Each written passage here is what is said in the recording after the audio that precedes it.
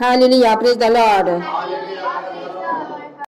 सर्वशक्ति मानता परमेश्वर, स्वर्ग और पृथ्वी के रचयिता जिंदा परमेश्वर, हम सब तेरे चरणों पर आए हैं। सुबह से लेकर शाम तक अभी तक हम सबों को तूने दिव्य सुरक्षा के घेरे में रखा और इस सुंदर समय को दिया है, ये मौका को दिया, स्थान को दिया, इसमें तुझे धन्यवाद देते हैं। अपनी कृपा दृष्टि इस जगह पर बनाए रख मेरे महानता परमेश्वर। और जितने भी लोग आए, क्या छोटे क्या बड़े, सभी आपके वचन को मेरे द्वारा सुनने पर सचमुच मेरे द्वारा तू ही बातचीत कर, क्योंकि तेरा वचन आत्मा और जीवन है। तेरे शब्दों में अनंत जीवन का संदेश है। तेरी बातों खुलने से प्रकाश होता है, भोले लोग समझ प्राप्त करते हैं। मेरे महानता परमेश्वर, तेरा वचन हमारे पांव के लिए दीपक मार्ग उजाला बन जाने पाए, आपके स्वभाव में हम सब जीने पाए और एक दिन आपके राज्य में शामिल होने पाए। आने वाली तीसरी लहर से हम सबको बचा मेरे महानता परमेश्वर। जितने भी आपको पुकारते हैं सबके सब शैतानी युक्ति से, महामारी से और हर प्रकार की परेशानी से बचे रहने पाए और स्वस्थ भले चंगे रहकर आपका नाम की स्तुति आत्मा और सच्चाई से करने वाले होने पाए। हम धन्यवाद देते हैं, तू ऐसा कर दिया। सारी महिमा आदर गौरव प्रशंसा आपको देते हैं और आपके प्रिय पुत्र यीशु नाजरी के महासमर्थी नाम से मांगते हैं। दया सुनिए और सर्व ग्रहण कीजिए, amen. Hallelujah, praise the Lord. प्रभु का हम लोग स्वागत करेंगे।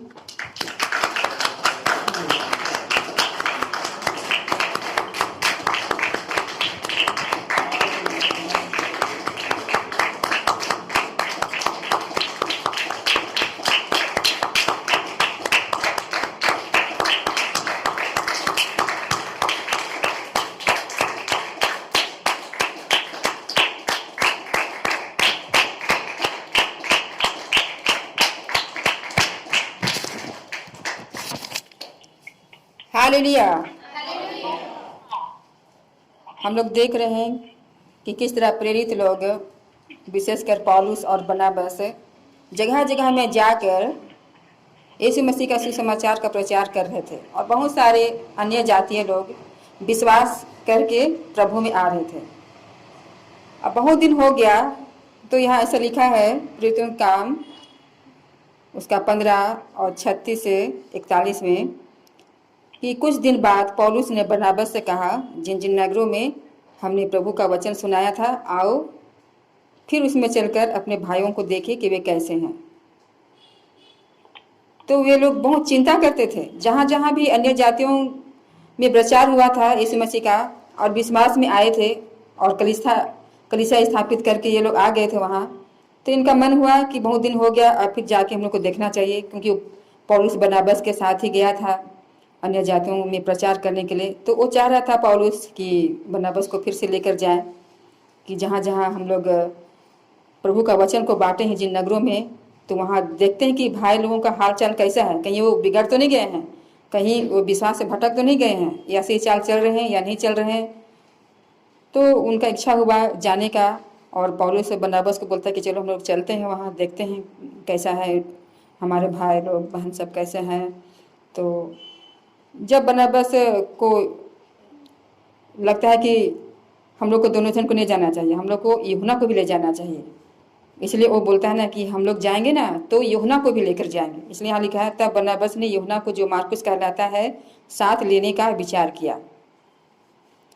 तो बरनबास को बहुत मन था कि हम लोग तो गए ही हैं, चलो साथ में यूहन्ना को भी ले जाएंगे, जो मार्कुस कहलाता है उसको ले जाएंगे। ऐसा विचार करके वो पौलुस को बोलता है कि हम लोग इसको भी ले चलेंगे।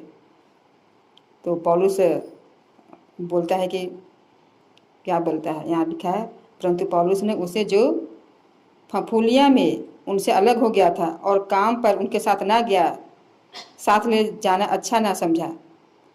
तो जब पौलुस पंफूलिया में यूहन्ना को बोला था कि चलो मेरे साथ चलो वहाँ काम पर, वहाँ ऐसा काम करेंगे, तो वो नहीं गया, वो मना कर दिया था। इसलिए वो नाराज हो गया था, पौलुस नाराज हो गया था कि मेरे साथ उसमें यूहन्ना जो मार्कुस का नाम था वो नहीं गया था, और अभी बरनबास इसको लेने के लिए जा रहा है, ये क्या करेगा वहाँ जाकर।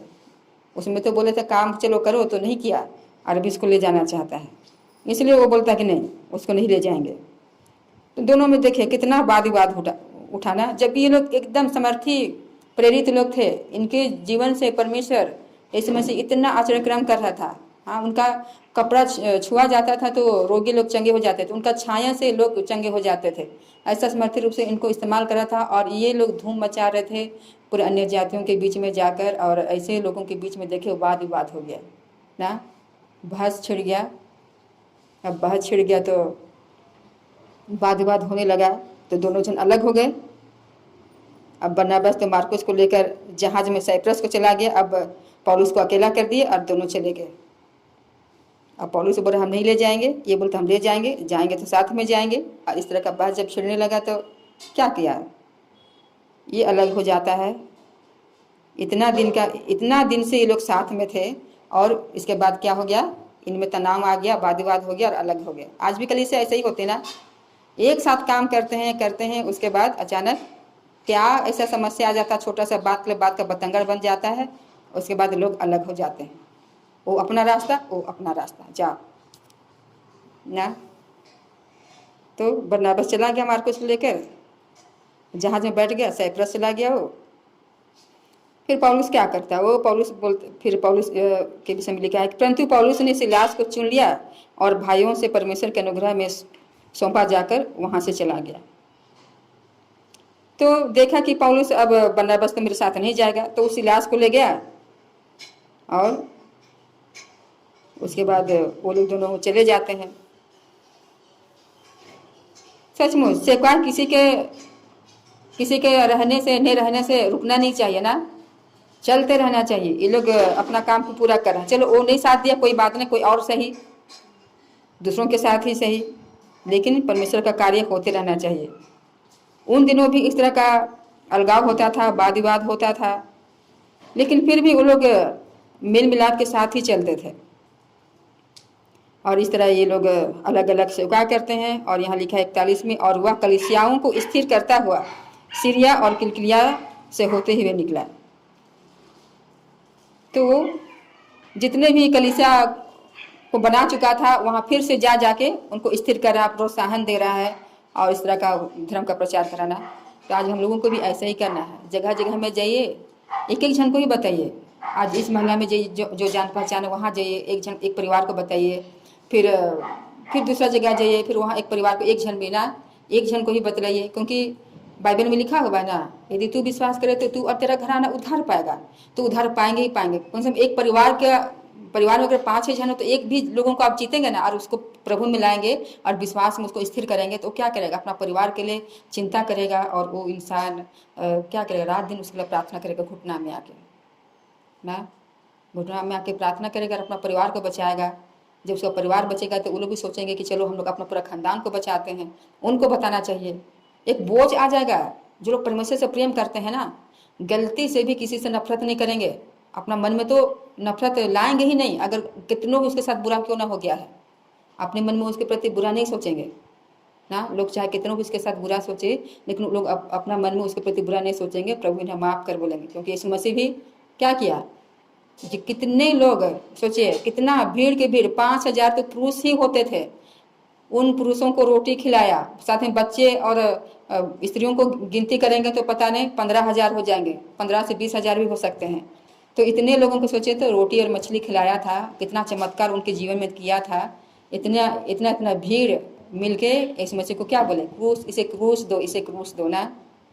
तो अपने लोगों को कितना प्यार किया था, ऐसे लोग उसको क्रूस पर चढ़ाए। लेकिन इस मसीह क्या बोला, हे पिता इन्हें क्षमा करिए, नहीं जानते क्या कर रहे हैं।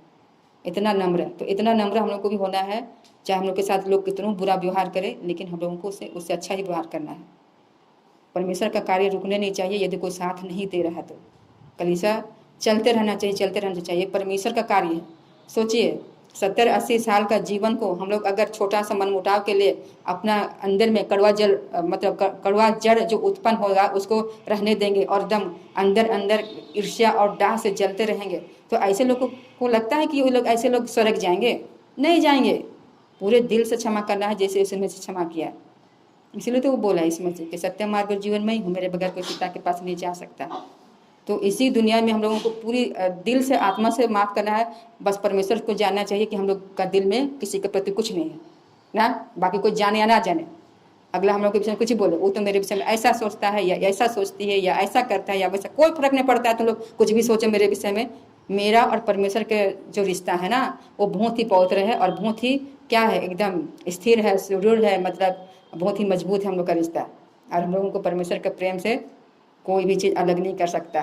ना मृत्यु, ना कोई सामर्थ, ना सरदूत, ना पृथ्वी को कोई शक्ति कर सकता अलग ना। ना अकाल, ना नंगाई, ना जोखिम, ना तलवार। परमेश्वर का प्रेम से कोई अलग नहीं कर सकता है। इसलिए प्रभु का कार्य हम लोग को करते रहना है, क्योंकि प्रभु चाहता है, वो देखते रहता है, उसका नज़र सब प्राणियों के ऊपर रहता है। वो देखता है कि कौन इतना अच्छा हृदय का है, शुद्ध मन का है, जिसके द्वारा हम अपना काम करें, जिसके द्वारा मेरा आत्मा उसका शरीर में रहे और उसके द्वारा हम काम करें। तो हम लोग का शरीर इतना अच्छा रहेगा तभी ना आत्मा प्रवेश करेगा और हम लोग काम करेंगे ना। परमेश्वर अच्छा चेहरा को कहाँ देखता है ना? अच्छा पहनने वाले इंसान को या अच्छा धनी इंसान को कहाँ देखता है? वो तो मन को देखने वाला परमेश्वर है। मन में तो आसध्य रोग लगा हुआ है, उसका भेद को सिर्फ परमेश्वर जानता है ना। इसलिए वो मन को देखने वाला परमेश्वर है, शरीर को नहीं देखेगा और इस्तेमाल करेगा। आज मेरा जीजा से बात करे तो वो भी पास्टर बन गया है, तो बोल रहा है कि परमेश्वर इतना बूढ़ा में हमको क्यों चुना है, काश हमको जवानी में चुनता तो हम कितना अच्छा कार्य करते, अभी हम क्या कार्य करेंगे। हम बोले कि लास्ट समय में भी प्रभु चुना है, यही बहुत है ना, कि चुना तो सही और अपना कार्य कर रहा है। जो सुबह से शाम तक अंगूर का बागान में काम किए थे उसको भी परमेश्वर 1 रुपया दिया ना, उसको भी मालिक 1 रुपया दिया। और जो 4 से 5 बजे 1 घंटा से काम किया उसको भी 1 रुपया दिया।